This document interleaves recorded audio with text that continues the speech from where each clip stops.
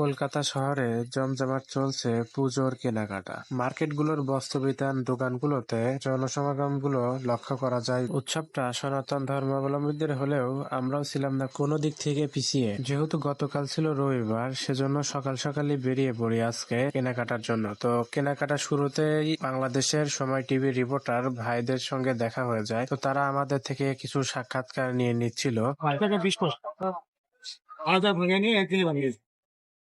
এইভাবে বলে কতদিন আসতে পারবেন? মানে এরাও তো একটা সংকটের জিনিস, কেন এরকম মানে এরা কোনো উত্তর দিতে পারছে না।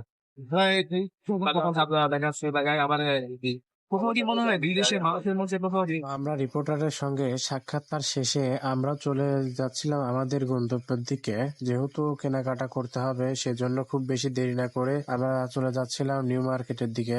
রিপোর্টার দাদা আমাদের থেকে জানতে চাচ্ছিল যে আমাদের কোনো প্রকার সমস্যা হচ্ছে কিনা, বা এখানকার মানুষ বা দোকানিরা আমাদের সঙ্গে কোনো খারাপ ব্যবহার বা কোনো বাজে মন্তব্য করছে কিনা, এবং টাকার রেট ও মানগুলো কেমন দিচ্ছে, সেসব সকল বিষয়গুলো আমাদের থেকে জানতে চাচ্ছিল। তো আমি প্রথমে চলে গিয়েছিলাম ই মলের দিকে। এটা হচ্ছে আপনার ধর্মতলা থেকে সোজা রাস্তা, চাঁদনি চক বা ই মল সবকিছু একই দিকে পড়ে। দুটা ফোন কেনার জন্য আমি ই মলের দিকে এসেছিলাম। কলকাতা শহরের মধ্যে সব থেকে বড় ইলেকট্রনিক্স মার্কেট গুলোর মধ্যে একটি মার্কেট, এটি হচ্ছে ই মল। আপনি এখান থেকে পেয়ে যাবেন সকল প্রকার ফোন এবং কম্পিউটার, ল্যাপটপ, পিসি, এভরিথিং ইলেকট্রনিক্স এর জগতে যা কিছু আছে আপনি এখানে পেয়ে যাবেন। আমি এখান থেকে 17,000 রুপি দিয়ে দুইটা রেডমি নিয়েছিলাম। প্রথম মোবাইলটার মডেল নাম্বার ছিল রেডমি 30C এবং আরেকটি ছিল হচ্ছে রেডমি A3।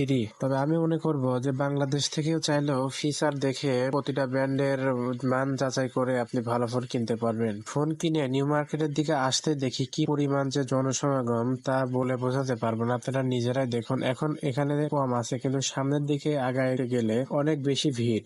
তবে এখানে বাঙালিদের সমাগমটাই বেশি লক্ষ্য করা যায়। তবুও বাংলাদেশি মানুষেরা কমই আছে, যেহেতু ভিসা জটিলতা বর্তমান দেশে চলতেছে। তো আমরা এখান থেকে বেরিয়ে এসএস হগ মার্কেটের দিকে চলে আসলাম। এদিকে কিছুটা ফাঁকা আছে। এই মার্কেটটা কলকাতার অন্যতম প্রাণকেন্দ্র, বা নিউ মার্কেট বা এসএস হগ মার্কেট। এটা হচ্ছে তিলোত্তমার প্রাণকেন্দ্র, ধর্মতলার অন্যতম ঐতিহ্য এসএস হগ মার্কেট, যা নিউ মার্কেট নামে পরিচিত। সেই ঐতিহাসিক বাজারের 150তম বছরের পূর্তি হচ্ছে এই বছর। এই বাজারটা শুধুমাত্র ব্রিটিশদের জন্যই করা হয়েছিল সেই সময়ে। আপনারা আরো জেনে অবাক হবেন যে এই বাজারটা করতে সেই সময়ের বাজার মূল্য ছিল মাত্র 6 লক্ষ টাকা। 6 লক্ষ টাকা ব্যয়ে ব্রিটিশরা এই বাজারটা নির্মাণ করেছিল। তাদের হাতের কারুকাজ যেমন সুন্দর, তেমনি সৌন্দর্য এই গড়া এই বিশাল মার্কেট। সেই সময়ের ক্লক টাওয়ার এখনো চলমান। যেহেতু বর্তমান সময়টা পুজোর সময়, উৎসবের সময়, সে কারণে প্রতিটা দোকানেতেই চলছে বিভিন্ন ধরনের ছাড় এবং আকর্ষণীয় পুরস্কার। তো আমরা ভিতরে ঢুকতেই চোখে পড়ে কাশ্মীরি থ্রি পিস,